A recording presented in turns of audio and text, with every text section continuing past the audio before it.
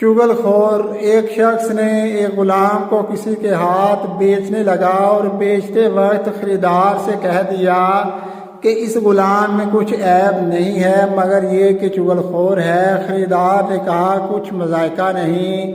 جب خریدار نے اس غلام کو خرید لیا تو غلام نے فساد پھیلا دیا، اس طرح کہ اپنے آقا کی بیوی سے کہا کہ تیرا خاوند تجھ سے محبت نہیں رکھتا بلکہ دوسری عورت لانا چاہتا ہے۔ اس کی دوا یہ ہے کہ جب تیرا خاوند سوئے تو استرا لے کے اس کی گدی کے بال موڑنا، اگر ایسا کرے گی تو وہ تجھ سے محبت کرے گا۔ اور اپنے آقا سے جا کے کہا تیری بیوی تجھے ذبح کرنا چاہتی ہے۔ ایک روز اس کا آقا یوں ہی آنکھ بند کر کے لیٹ گیا۔ وہ عورت غلام کے کہنے کے مطابق استرا لائی۔